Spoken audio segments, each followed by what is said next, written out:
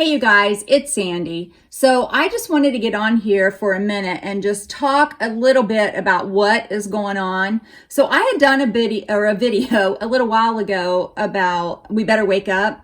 Well, are we? Are we awake yet? Are we watching what is going on all around the world? Because things are serious in a lot of different places. So obviously, well, let me just tell you this. Do not get your news from mainstream media here in America. They are censoring it so much that, and it's so depressing to watch anyway, but it's not all truth, that's for sure. So I will watch YouTube, some different news channels and some people that put the news out there also. I like WION as far as a news source. They seem to just say, tell the news, and Sky News. I like, if I watch a couple different sources, just a few minutes a day, I can find out what's going on from them and actually know what's going on. I like Prepper Dog. He has a good channel where he just tells the news also. There's a lot of really good ones, but I have found them because I don't trust our media. So listen, we really better wake up and watch what's going on, because things are really getting crazy all over the world. We're watching what's going on between Russia and Ukraine, and now Putin saying that he's going to go in and take certain territories. Well, you know what? I wouldn't trust Putin for anything. He is a sly fox, and whenever they were saying that, the news was saying that he was retreating and, pulling back his troops, he is a sly fox, and he likes to win. He's the personality that he's not going to back down and be like, oh, okay, it's okay, I'm sorry. That's not Putin. That's not the way he rolls. So we really need to watch him and see what's going on. And the administration in America, I do not see it as a strong administration. So I think that these world leaders are just trying their hand just to see what they can get away with now. And they're getting away with it. So I know there's going to be sanctions and all of that going on, but I don't think that Putin cares about that. It's not going to hurt him in such a way that he's going to back off and say, I'm sorry. So, and then what's going on with China and Taiwan and Israel and Iran, we need to watch that too. We really need to watch that. And mostly, if you believe in the Bible, then you need to watch what is going on in Israel, because what happens to Israel is a biblical prophetic timepiece there. So, and if you don't believe in the Bible, you need to be watching anyway, because it's like war's going to break out somewhere. There are a lot of rumors of wars anyway in different parts, which is more like a World War III, because it's all in different parts of the world. It's not just, in Russia and Ukraine. And then what's going on in Canada also.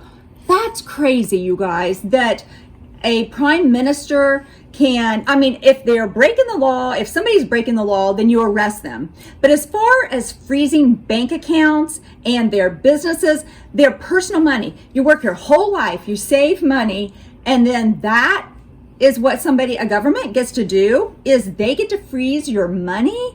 I thought Canada was a free nation. They always have been. America's a free nation. So and you know what? Let me tell you a couple things. Just watching a few videos, I saw where the media really does change their story how they want it. I watched this guy, he had his phone, and he said, so this is what the Canadian media is filming. And they were filming some protesters that were holding up signs and were just being, they weren't peaceful. They weren't tearing down anything. They weren't burning anything up, but they were more aggressive. They were aggressive towards the cops and stuff. But then the same guy so the media was filming that. And then right behind of them, the guy took his phone and he turned it like this. And he said, but this is what is really going on. And it was a massive amount of peaceful protesters. They were in the streets. They were not, tearing up anything. But he said the media wants you to see this side, just a handful of people that was causing some trouble. as opposed to the mass amounts of people on this side that were not at all. And from what I've heard, it wasn't even about a vaccine. There were tons of people there that are vaccinated.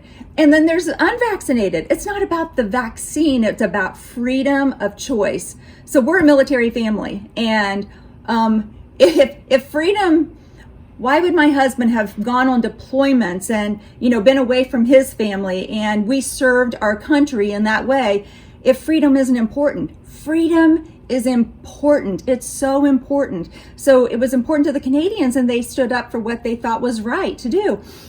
Listen, in America, my goodness, the BLM and Antifa, they were standing up for what they thought was right also, but in a way that was wrong, tearing down people's businesses, burning them to the ground, destroying their cars and destroying property. And that's not a way to protest and, and have your voice heard. And I believe protests are important. I really do. I am so thankful for the Black rights and the people that stood up back in the 1950s and 60s in America that, for Black rights. And thank goodness for those people, because they protested for something that was important that they believed in, but they didn't burn things down. They did it in a peaceful way.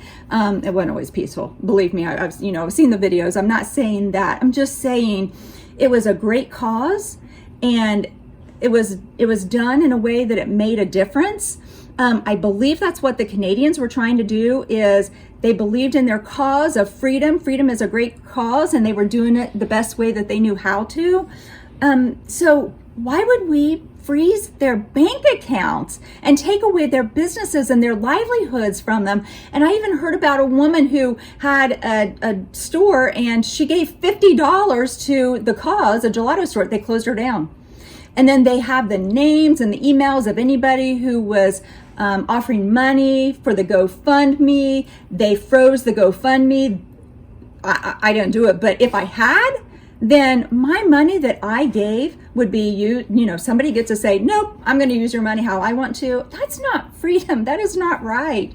So we better wake up. We better be awake and just watching what's going on. I know some people don't want to know, and it doesn't stop it from happening. It's still going to go on. So I don't believe that we need to stop living. I'm still planning our vacations and doing things, but I'm also being really smart, and I'm making sure that we're prepared in other ways. I don't know what gas prices are going to do if Russia and Ukraine do, and European Union, if there is a big blowout over there.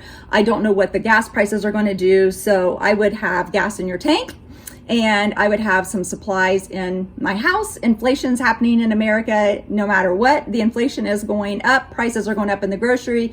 Get some things whenever they're more affordable. And you know what? Just do it a little bit at a time. Like 5 cans a week. Pick up 5 extra cans of something in a week, of vegetables or fruit or beans in a can, whatever.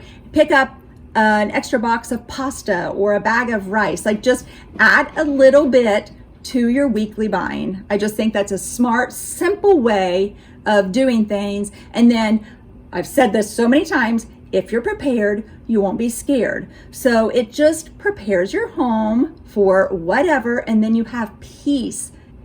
And I always want to offer in here, Jesus is our ultimate peace. He is my hope. And I'm so thankful for him that I can just have that dialogue with him and be able to pray anytime. I do believe that he is going to take care of us, but I don't know that we aren't going to go through hard times. Okay, that's all I wanted to share. Until next time, I'm out.